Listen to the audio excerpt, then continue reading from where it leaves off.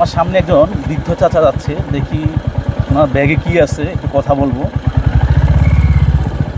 আসসালামু আলাইকুম, ভালো আছেন? কই যান?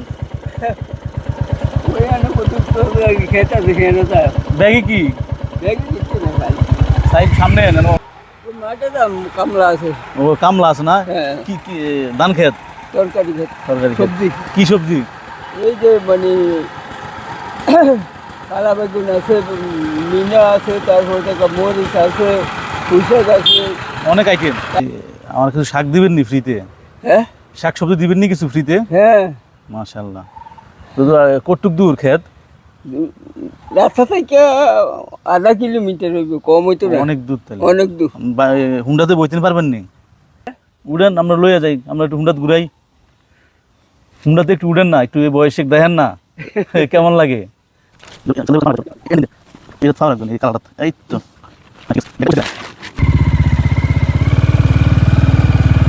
আমি এই মুরব্বিকে নিয়ে যাচ্ছি ওনার সবজি বাগানে, দেখি কি কি সবজি আছে। উনি আমাকে আজকে ফ্রিতে সবজি দিবে। আমরা যাচ্ছি ওনার সবজি বাগানে, সবজি খেতে। গরম তো, আস্তে আস্তে নামেন।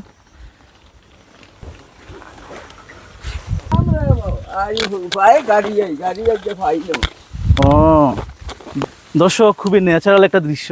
এটা হচ্ছে ভেল, আমাদের গ্রামের ভাষায় ভেল বলে, আপনাদের গ্রামের ভাষায় কী বলে আমি জানি না।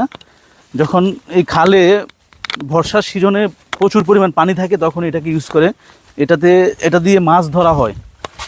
আর আসলে আমরা তো গ্রামে থাকি, তো গ্রামের দৃশ্যগুলো এমনই হয়। আর যারা গ্রামে বসবাস করেন তারাই বুঝতে পারবেন যে গ্রামের মজাটা কেমন। এটা হচ্ছে ওনার পুঁইশাক ক্ষেত বলে আর কি, আমাদের কুমিল্লার ভাষায় ক্ষেত বলে, বা পুঁইশাকের জমি আর কি। বেগুন গাছ আছে না? বেগুনটা ব্যাপার হলো, এটাতে পাতা কবি ছিল, এই কারণে অন্য ফুটেই উঠতে পারি নাই। সময় লাগতেছে। হ্যাঁ, সময় লাগতেছে। কি কি আছে এখানে আপনার জমিতে?